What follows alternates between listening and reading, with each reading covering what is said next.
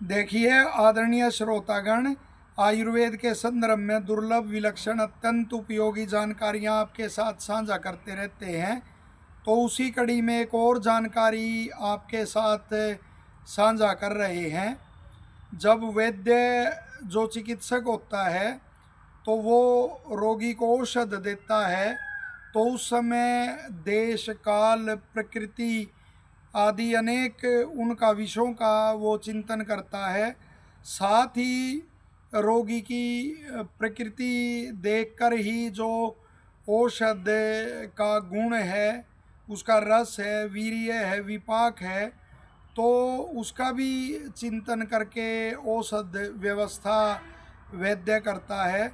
जैसे कोई दुर्बल रोगी है, कोमल प्रकृति का है, तो उसको फिर उग्र औषधियाँ वैद्य नहीं देता। और इसी तरह से जो आज का चिंतन करने का विषय है हमारा, जिस पर प्रकाश हम डाल रहे हैं, तो वो है रोगी के बलाबल का निर्णय। तो चिकित्सक जो वैद्य है रोगी के बलाबल का निर्णय करके भी औषध व्यवस्था करता है। जो बलवान रोगी होता है, औषध की मात्रा उसको अधिक दी जाती है, और जो हीन बल का होता है, कम मात्रा औषध की दी जाती है। क्योंकि बलाबल का निर्णय किए बगैर यदि औषध की व्यवस्था की जाए, तो जो ज़्यादा मात्रा में औषध दी जाती है फिर वो विकार उत्पन्न करती है। कम मात्रा में औषध दी जाती है तो वो लाभ नहीं कर पाती। और रोगी के बलाबल के निर्णय की भी वो अनेक परीक्षाएं लिखी हुई हैं। जैसे उसकी आकृति से भी उसकी परीक्षा होती है, कुल परंपरा से भी परीक्षा होती है। तो उससे जो सुडौल है शरीर में आकृति से, तो उससे परीक्षा हो जाती है कि भाई उसके उसके अंदर बल है।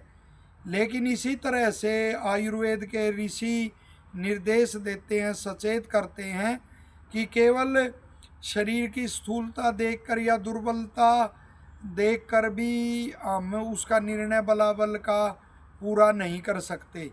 तो उसके लिए फिर लिखा है कि वो व्यायाम परीक्षा भी है बल की, कि व्यायाम कितना कर पाता है, कितना व्यायाम को वो सहन कर पाता है। तो अनेकों को आपने देखा होगा कि शरीर में वो ज़्यादा सुडौल और पुष्ट दिखाई नहीं देते, फिर भी वो व्यायाम अच्छा कर लेते हैं। और जो उनका वो गेम खेल नहीं होता, यदि उसमें भी आप उनको लगाओगे आरंभ में, तो उसमें भी आरंभ में ही वो अच्छा प्रदर्शन करते हैं। और अनेकों में शरीर दुर्बल होने पर, दिखाई देने पर भी उनमें दुख को सहने की भी शक्ति, द्वंद्वों को सहने की भी शक्ति होती है। तो केवल स्थूलता के और दुर्बलता के आधार पर भी हम बलाबल का निर्णय नहीं कर सकते।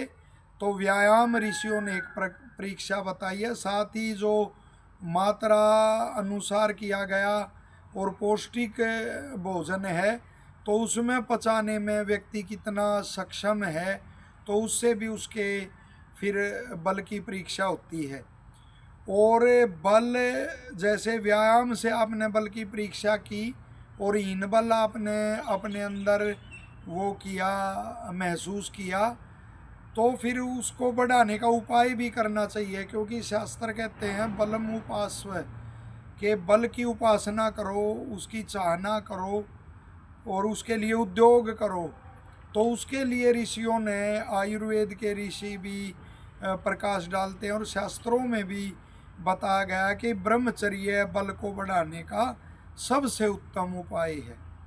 तो ब्रह्मचर्य का अवश्य पालन करना चाहिए, उससे निश्चित बल बढ़ता है। और जो नित्य सेवनीय द्रव्यों का आयुर्वेद के ऋषियों ने उल्लेख किया, जैसे दूध, घी, गेहूँ है, जौ है, साठी चावल हैं, मूंग की दाल है, अनार आदि हैं, मुनक्का है, तो जो नित्य सेवनीय द्रव्य हैं उनका सेवन अवश्य करना चाहिए। और समय पर भोजन करना, भूख लगने पर ही भोजन करना, भूख लगने पर भूखा न रहना, और अब दिन में नहीं सोना और रात को पर्याप्त निद्रा लेना, और प्रसन्न चित रहना, द्वंद्वों को सहन करने के लिए सात्विक उसको गुण को अपने अंदर स्वाध्याय से, सत्संग से, ईश्वर भक्ति से उनको बढ़ाना। तो इस तरह से हम व्यायाम करना तो बल को शरीर में बढ़ा सकते हैं। आशा यह जानकारी आपको उपयोगी लगेगी और लोकहित में आप इसे ज़्यादा से ज़्यादा शेयर करेंगे, साझा करेंगे। सबका धन्यवाद, सभी को शुभकामनाएं।